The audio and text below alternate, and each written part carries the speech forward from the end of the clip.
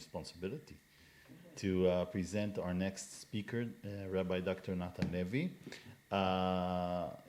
He is now rabbi and chaplain of Syracuse University. Before coming to Syracuse, Rabbi Natan was head of operations for Faith Forum from London and a senior lecturer at Beck College in London. He received his rabbinical ordination in Israel in 2006 from Rabbi Chaim Brovender and Rabbi Shlomo Riskin at Yeshivat HaMivtar. He was the environmental liaison to the former chief rabbi of the Commonwealth, Lord Rabbi Jonathan Sachs, and the Interfaith consultant to the Board of Deputies of British Jews and university chaplain at Bristol University. He is author of Genesis 1 to 11, which has a lot to do with what we just heard, The Rise of Agriculture and the Earliest States, and co-author of Sharing Eden, Green Teachings from Jews, Christians, and Muslims. He holds a PhD in environmental theology from Bristol University, and now we will hear his presentation. And he's also Californian, so don't be surprised when you hear his accent. Is it okay if I put it on your dash? Because it's a PowerPoint. This is for the recording, okay? Can I put it here? Yes. Thank you. Theoretically, there should be a PowerPoint that happens now. But not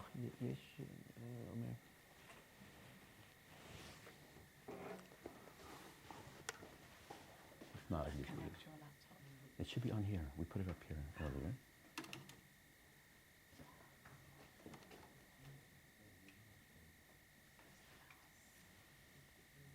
Right there. Right there. Mm-hmm. Bear with me. Kilayim.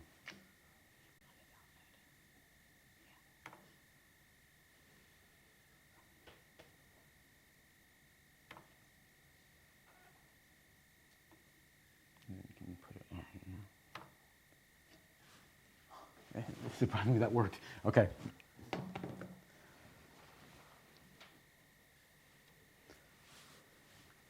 Thank you so much. It's an honor to be here.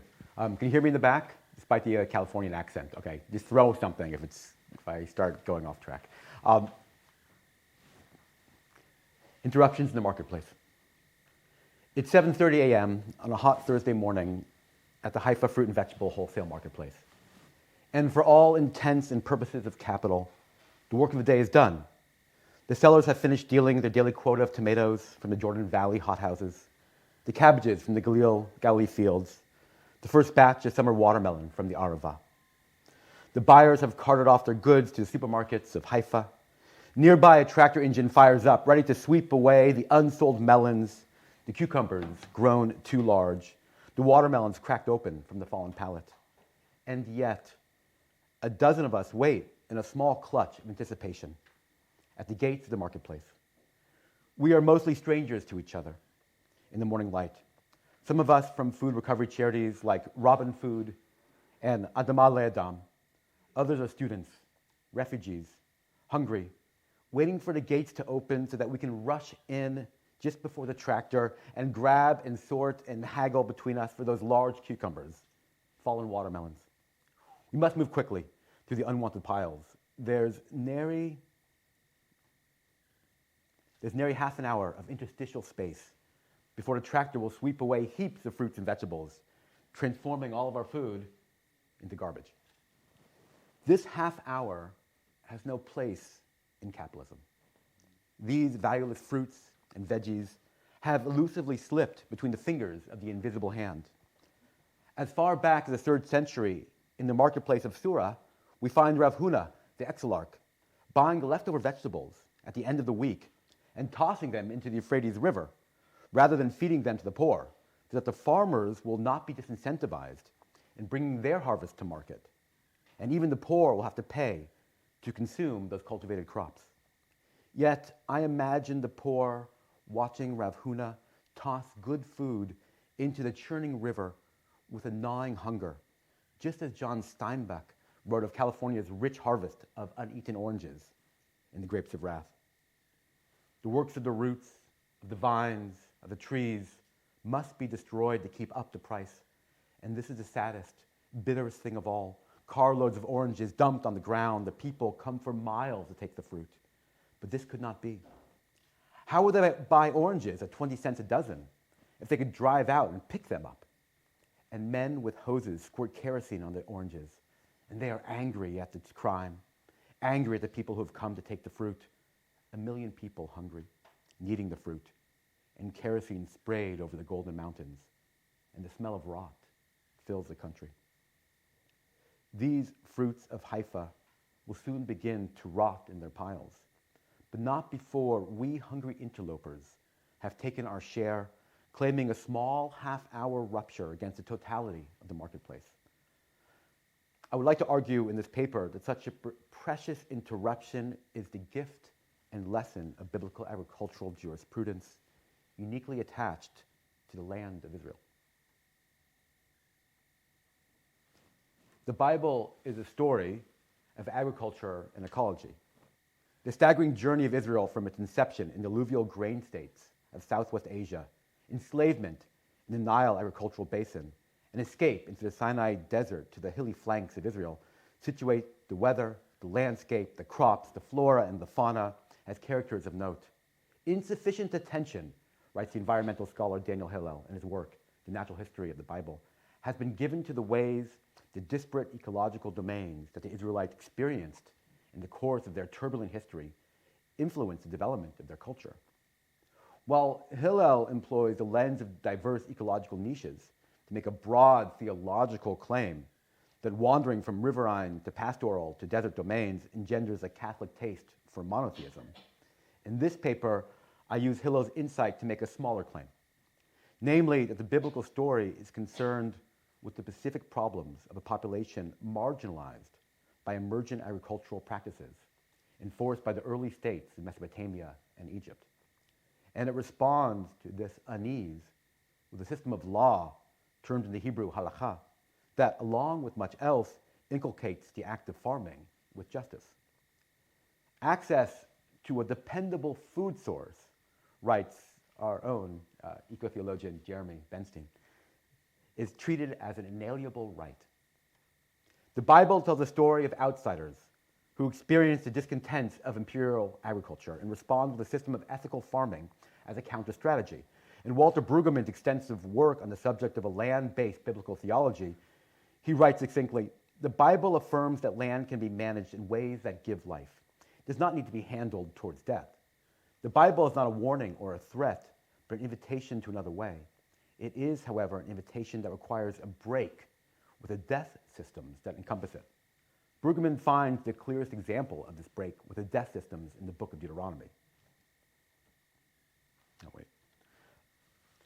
"For the land which you are entering to take possession of is not like the land of Egypt, from which you have come, where you sowed your seed and watered it with your feet, like a garden of vegetables.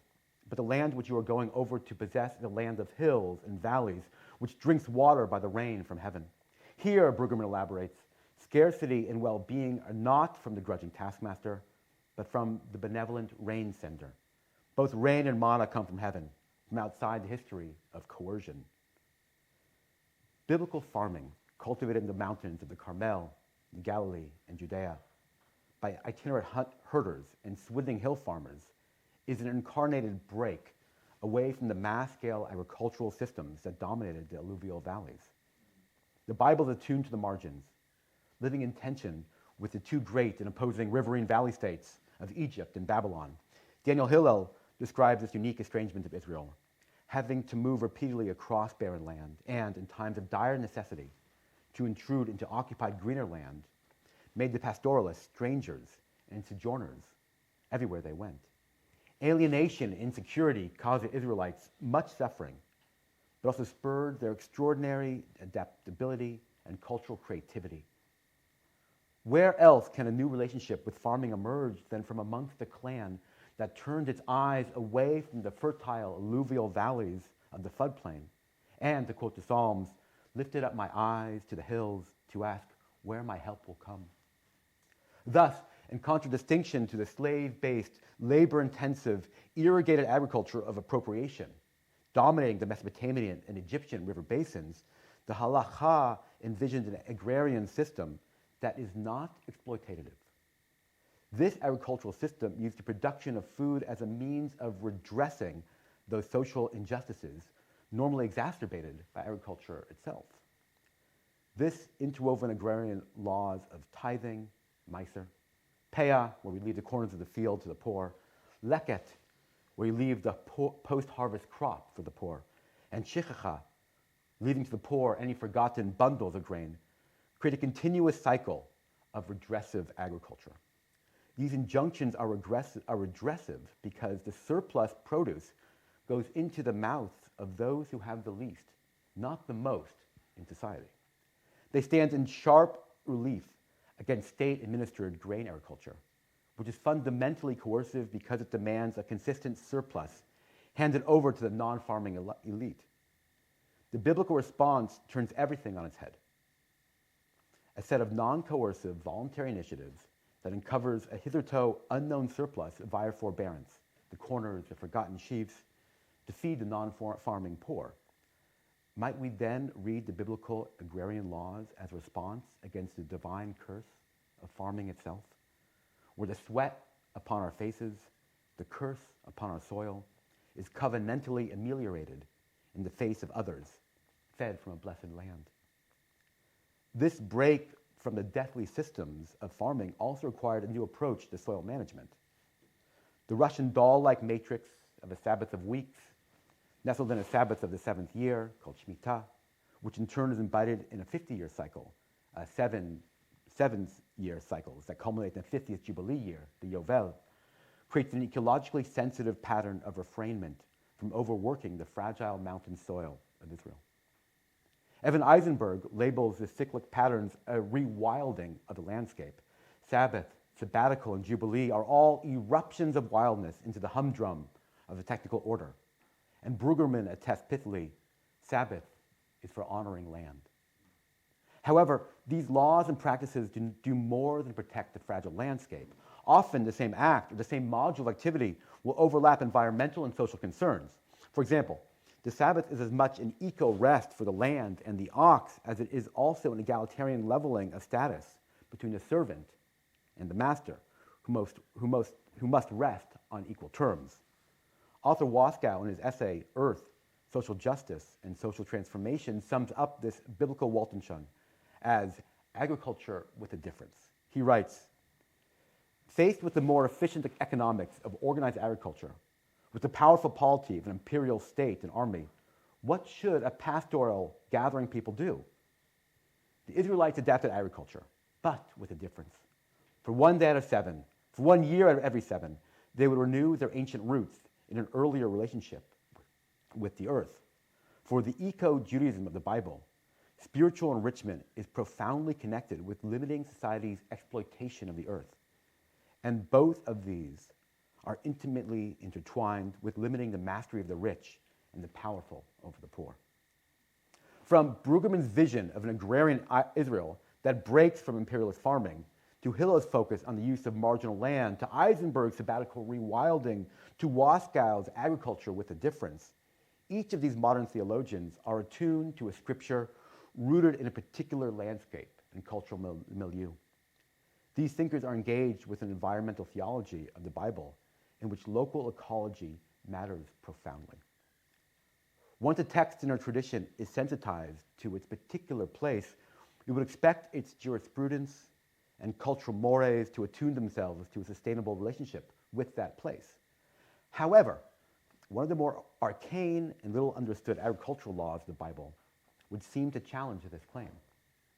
In the laws of Kilayim, the prohibition against interspecies planting, we seemingly encounter a prescript that appears to counter good ecological practice for the hill-based farmer.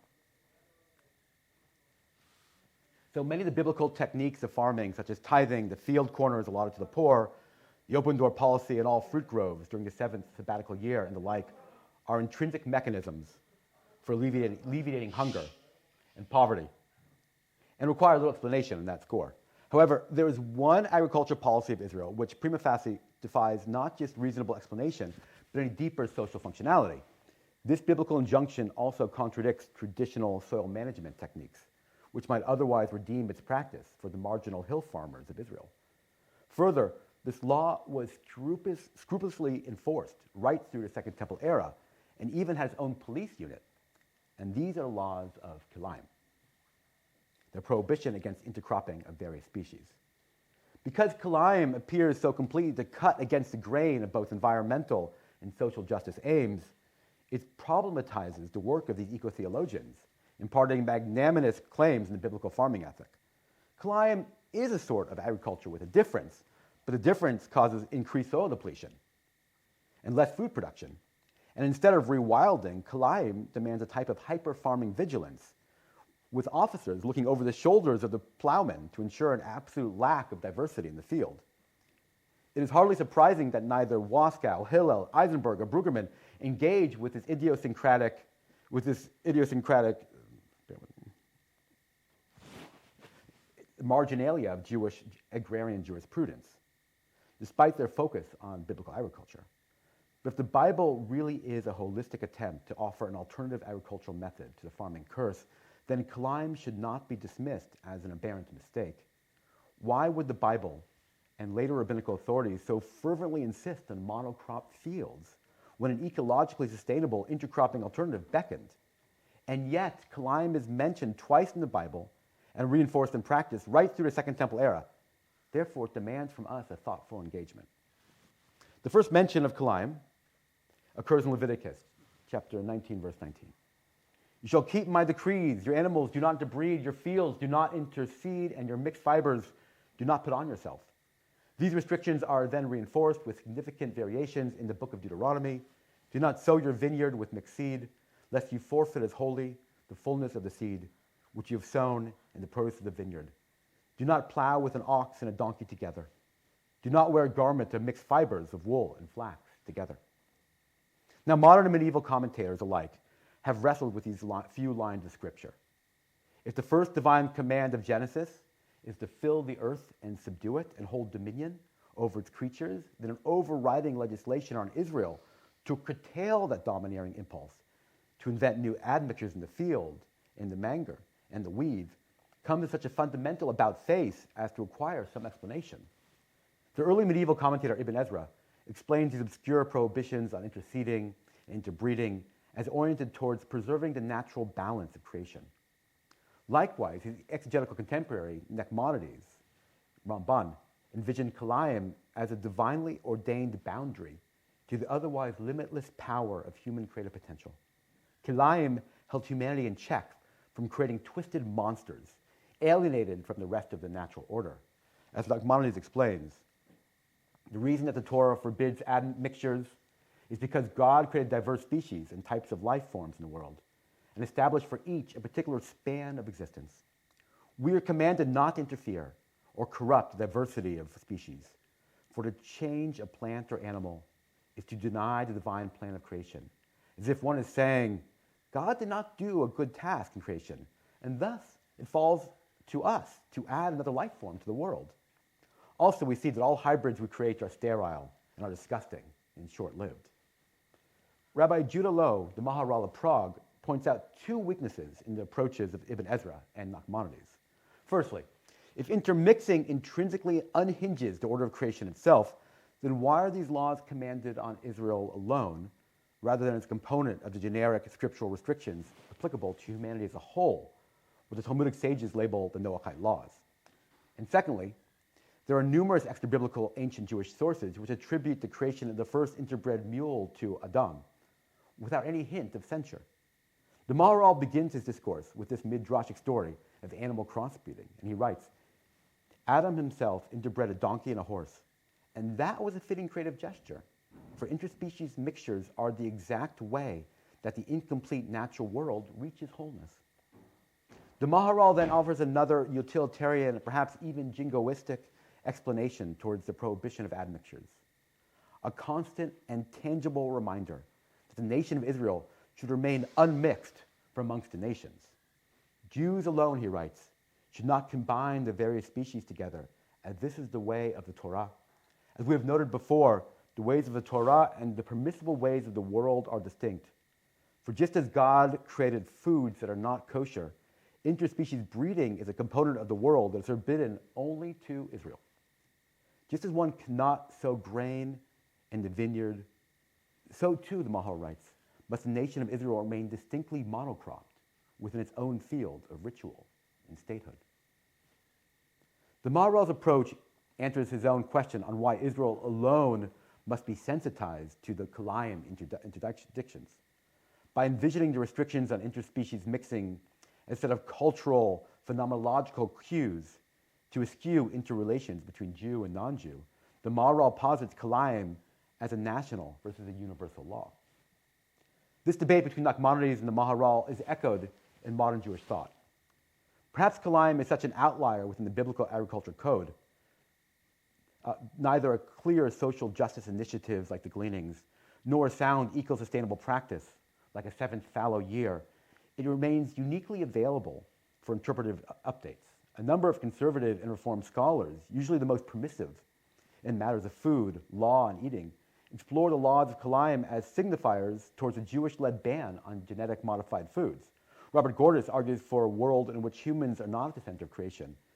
Man, I'm sorry for this, takes his place among the other living creatures, or the natural resources to be found in the world not of his own making, nor intended for his exclusive use. Conservative Rabbi Shammai Engelmeyer notes the problem of Kilayim may still apply. Rav Joshua Finkelstein writes that GMO technology may create unforeseen problems. He notes that every intervention will drive corresponding changes in other species.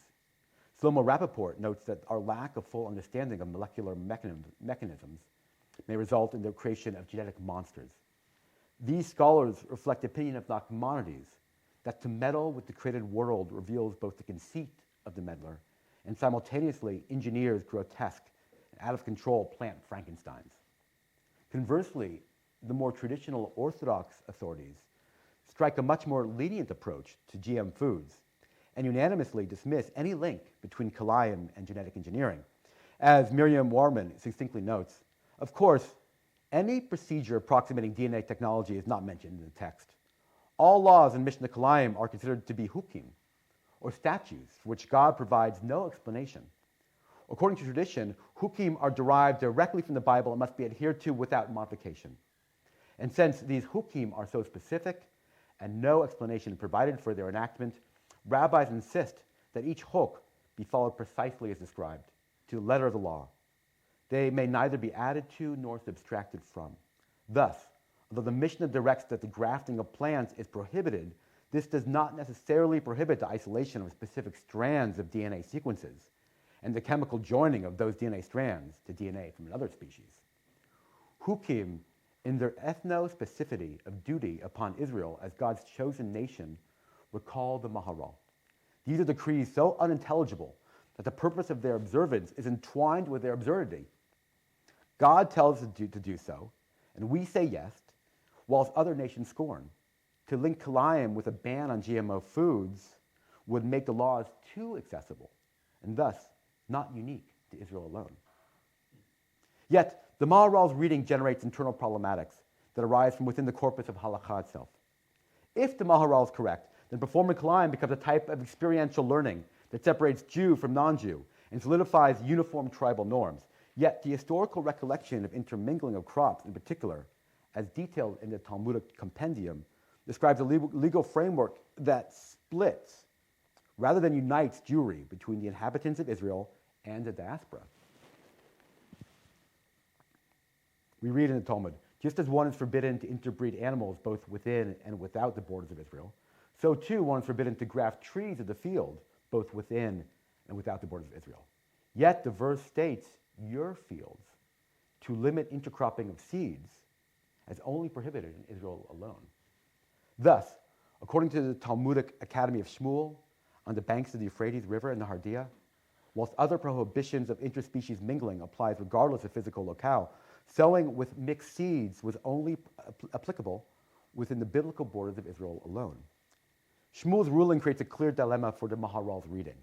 if the thrust of Kilayim, the prohibition, is to engender a performance mnemonic of separation between practitioners and non-practitioners, then why utilize that same device to strangely separate between diasporic and Israeli Jews? Beyond critique of the Maharal's theory, the legal application of Kilayim into regional zones of permissible and restricted creates two further quandaries. On the most basic level, it begs the question, why is intercropping of seed uniquely singled out amongst all the other injunctions against admixtures for the land of Israel alone? And secondly, why would the Bible, and our envisioning as an ecologically sensitive document, forbid such a useful agricultural technique in such a marginal climate zone? For intercropping has a long history as a widely used technique in traditional dryland agriculture for increasing soil fertility, preventing erosion, raising yield, and maximizing arable land usage. Okay, so it's worth noting too that there are modern Levantine agroarchaeologists who argue that the Kilayim taboo was initiated as a cropping technique to limit interspecies competition in the field. Oded Borowski, a proponent of this theory, cites the seminal research of E.W. Russell to argue that the biblical farmer would have noticed that close proximity interspecies planting not only forced crops to negatively compete for limited root space, soil nutrients, light, and moisture, but that excretion from certain roots can slow germination of other kinds. However, Borowski fails to note that Russell is primarily researching deleterious effects of weeds upon grain seedlings, whereas the laws of Kilayim specifically forbade interseeding of crop species that work in tandem to mutually support beneficial soil architecture. Do not sow your vineyard with mixed seed is a religious mandate prohibiting an existing and widespread farming practice that was prevalent in the Roman period, if not earlier. In fact, the Mishnaic record is clear that intercropping was such a common agrarian practice in Second Temple times that at least once a year the courts would appoint agents to actually scour the land, uprooting the farmer's illicit and purposeful attempts at permaculture.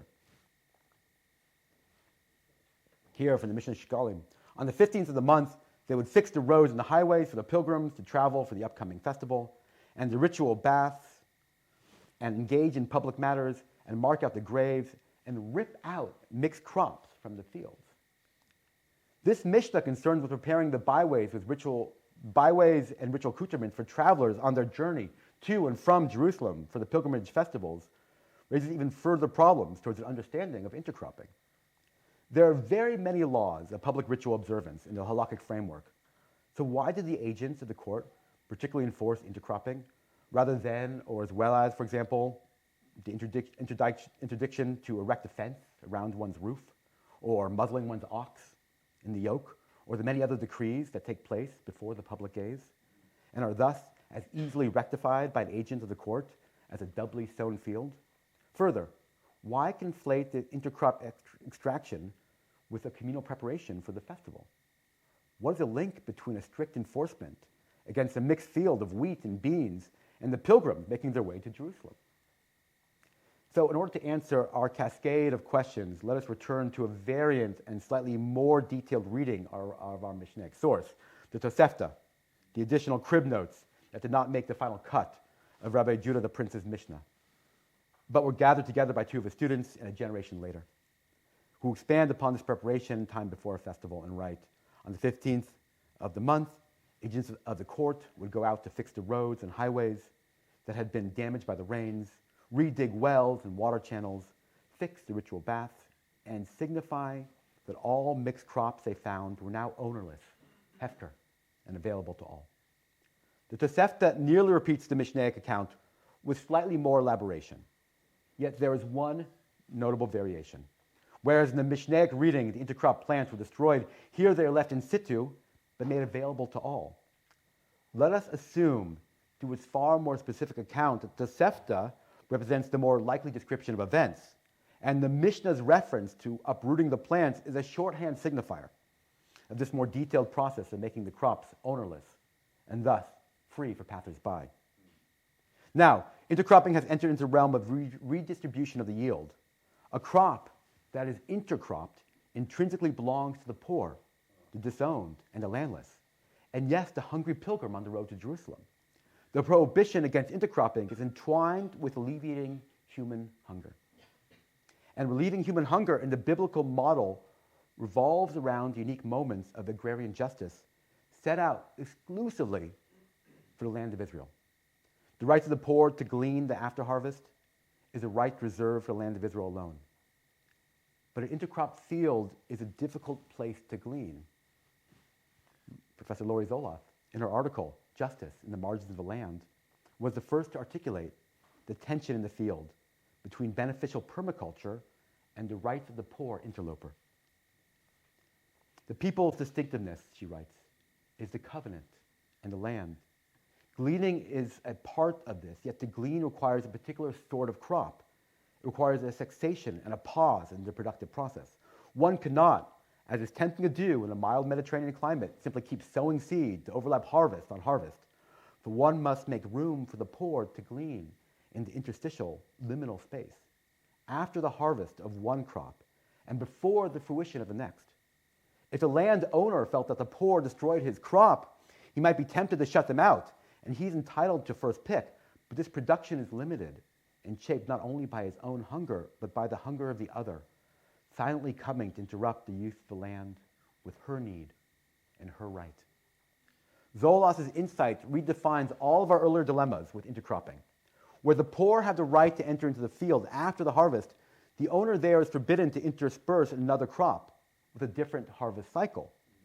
Imagine the reluctant and bitter landowner watching the hungry poor glean his early summer wheat fields whilst trampling roughly the tender bean shoots planted between the rows for the autumn harvest. The biblical injunction seeks to obviate that selfish moment from the very start. Intercropping is such a clear disincentive to open up one's field to the poor that any land in which gleaning is allowed at the end of a harvest must also forbid intercropping. But at the border of Israel, the border of the right to glean, permaculture becomes permissible, for arable land is scarce, and higher yield represents another, but perhaps less dignified avenue towards justice. Likewise, only the people of Israel are enjoined not to intercrop, for the refrainment from intercropping is a precise opening for the hungry to begin their gleaning, and the rigorous equity of opening one's field to the gleaners is an injunction upon Israel alone. Only in the land of Israel, amongst the community of Israel, does redressive farming seek its purest mode of justice. That the Mishnah chooses a specific law and the precise moment before the festival to enforce the prohibition is entirely apt, for travelers have the right, according to biblical property law, to eat from every field they pass. As the highways to Jerusalem filled with hungry pilgrims, the court foresees the dangers of the road. Not only must they pave over the buckles in the pavement, fix the ritual baths, they must also stave off the potential tension between the landowner and those who would trample their intercrop rows for a handful of ripe grain. Therefore, Kilayim is singled out by the watchful gaze of the court for strict enforcement. A mixed field is a place of conflicting moral claims, filled with gleanings for the poor, the next crop for the farm owner. Yet in this precise moment, the tension is relieved when the intercrop is made available for all, because the poor come before all else. According to Zoloth, the biblical eye is thus awake to the morality played out upon the fields of Israel. She writes, oneself, one's daily work, a thing as small as a seed, all will matter in how the harvest, the core of the world itself, is made. As in the Bible, so too in the modern marketplaces of Haifa. The prohibition of intercropping is interruption in the pure line between production and consumption, akin to those precious 30 minutes between the close of the market and the onset of the tractor. Ruptures to feed hungry mouths. Yet the modern Israeli rabbinical courts have become so thoroughly interested in questions of food consumption that the multitudes of farmers I interviewed considered these religious institutions as actual impediments to food justice. They charge a fortune for the hectare, a lettuce grower in Sipori lamented. And even if I had the money, they would only take my cleanest crop. The rest would go to waste. I leave all that to the sellers, said a Clementine farmer in Nahalal. Besides, between Heter Mechira, Otzer Bastin, when it comes to the Shemitah year, for the rabbis, it's all semantics, not people. Yet, our interrupters are emerging. Had the privilege of volunteering for one, Adama Le'adam. Each evening, a call would go out on WhatsApp. A cabbage field near Nazareth is about to be plowed under here with all its crops because the market price of cabbages is too low to warrant the picking. So we would run out early in the morning, harvest the cabbages for orphans in Sapori, a refreshment stand for soldiers, an old age home. Pulling out cabbages just before the rumbling plow reinforced its cruel notions of capital upon the crushed purple leaves. The ancient law of Kilayim can demand its interruptions in the fields of Israel. But are we now awake enough, conscious enough, to turn our ancient decrees into daily justice?